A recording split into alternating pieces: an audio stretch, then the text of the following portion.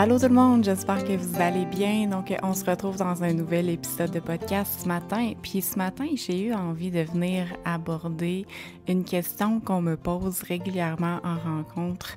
Mes clientes me demandent, finissent toujours par me demander, ben, tu vois combien de clientes par jour au juste? Parce que avec le suivi que je fais avec mes clientes, souvent, je vais les amener à ralentir beaucoup parce que c'est souvent ce qu'elles ont envie au plus profond d'elles, mais elles ne se permettent pas de s'offrir ça, de ralentir, de voir moins de clientes. Personnellement, je viens d'un domaine, comme j'étais professionnelle de la santé, je viens d'un domaine où est-ce que on a été un peu comme conditionné, puis ce qu'on a eu comme exemple, c'est d'avoir des caseloads de 6 à 7 clientes par jour, puis quand on se lance à son compte, après ça, ben on fait juste réembarquer dans cette roue-là parce qu'on est conditionné à ça, puis on se dit que c'est comme ça qu'on devrait être capable de voir plusieurs clientes par jour, par semaine. Puis c'est comme ça que quand j'ai commencé, j'ai fonctionné moi aussi. Je voyais plusieurs clientes par jour, par semaine, puis finalement, ben, je me suis vraiment épuisée dans ce processus-là parce que j'ai fini par réaliser un jour que quand j'ai démarré Simply la vie, mon objectif premier, c'était de reconnecter à mon côté créatif. C'est la créativité qui me manquait le plus dans mon travail comme ergothérapeute. Et puis, quand j'ai lancé Simply la vie, j'avais une grande vision de, oui, faire du coaching, mais pas juste du coaching. J'avais envie de créer une gamme de produits, j'avais envie de faire des formations en ligne, j'avais envie de faire des retraites. Donc, j'avais envie de faire une variété de choses, d'écrire un livre. Ça, c'est un de mes grands rêves. Un jour, je vais tenir mon livre dans mes mains, ça, c'est certain. Donc, j'avais toutes sortes de projets comme ça. Puis, finalement, ben, quand je me suis lancée, je me suis mis beaucoup de pression dès le départ de bien gagner ma vie de ça. Puis donc, ça voulait dire dans ma tête qu'il fallait que je voie plusieurs clientes par jour.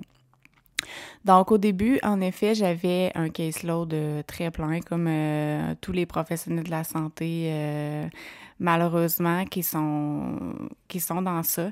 Puis, personnellement, ben ça me convenait pas.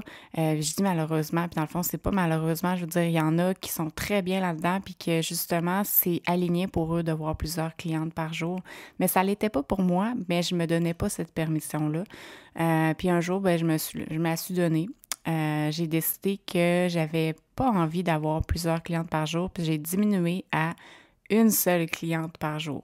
Donc, en ce moment, je vois une cliente par jour. J'ai 4 clientes que je vois en continu. J'en vois pas plus que 4 à la fois. Donc, c'est comme ça que je fonctionne maintenant parce que c'est vraiment ce que je préfère. J'adore faire du coaching, j'adore accompagner mes clientes, puis j'aime leur offrir un service de qualité.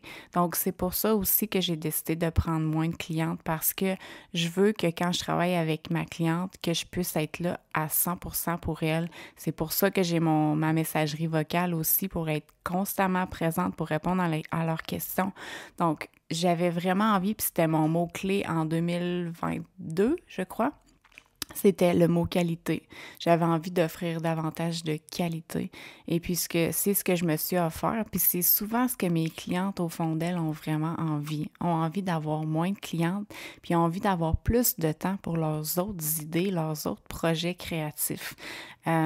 Puis, c'est, comme je vous disais tantôt, c'est une de mes raisons aussi d'avoir ralenti autant au niveau du coaching. C'est parce que j'ai d'autres projets sur lesquels j'ai besoin d'espace.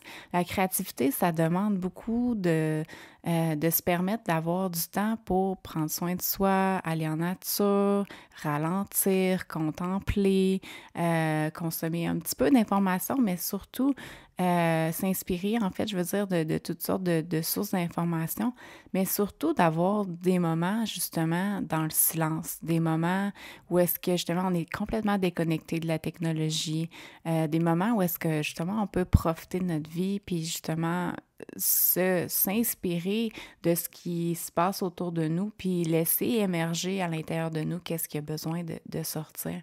Donc, je pense que la vie d'artiste, de créateur a vraiment besoin de beaucoup d'espace. Puis c'est ce que j'ai eu envie de m'offrir, cet espace-là.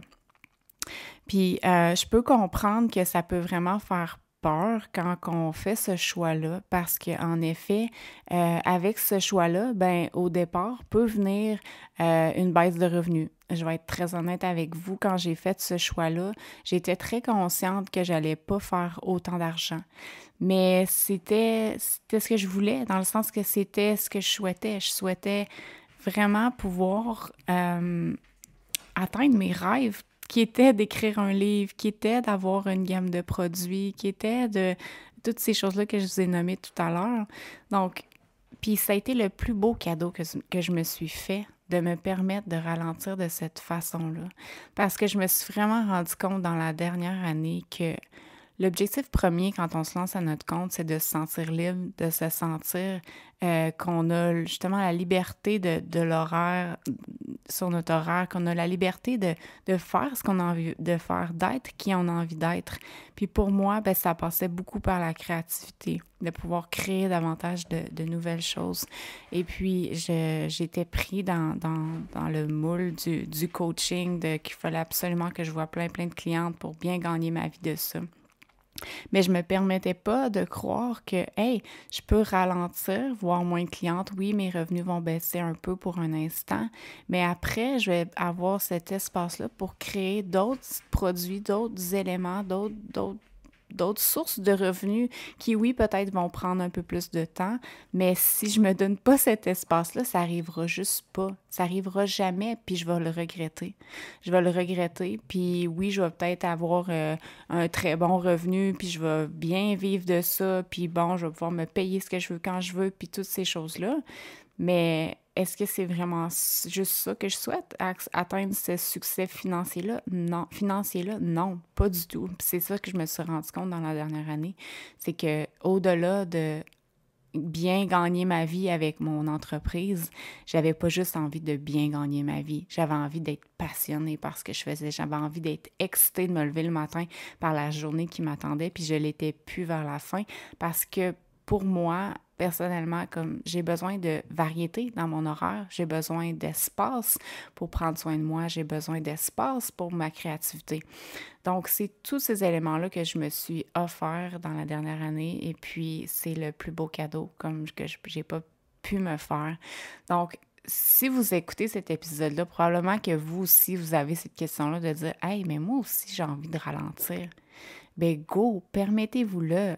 Permettez-vous d'aller à la poursuite de ces grands rêves-là, puis faites les choix en conséquence, puis faites de l'espace dans votre horaire pour tous ces autres projets-là que vous avez, puis faites confiance que vous allez être supporté par la vie, que vous allez avoir les revenus ou vous allez avoir la capacité d'aller générer l'argent dont vous avez besoin pour bien vivre, pour survivre, pour faire vos choses du quotidien, puis que après ça, ben oui, vous allez vous sentir plus en sécurité, stable avec ce revenu de base-là, mais vous allez avoir après la paix d'esprit puis l'espace pour aller, puis l'espace mental, puis l'espace, le temps, l'énergie pour aller créer d'autres choses, toutes ces autres choses-là que vous avez envie de bâtir. Puis vraiment de vous donner du temps, de vous laisser du temps pour arriver à ces objectifs-là.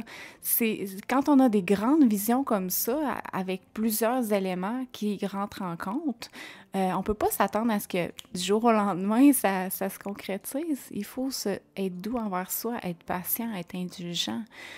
Surtout quand on a des valeurs de qualité, d'excellence, puis qu'on veut pas faire les choses à moitié. C'est normal que ça prenne du temps.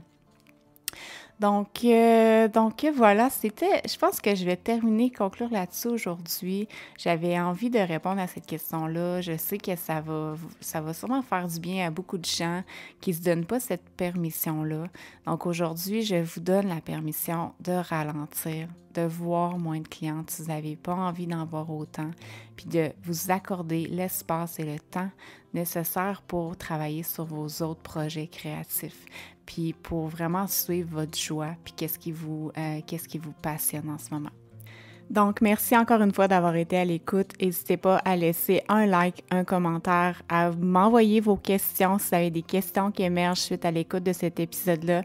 Moi, ça m'aide énormément d'avoir votre feedback. Ça me permet de savoir le genre de contenu qui vous plaît, le genre de contenu que vous avez envie que je crée.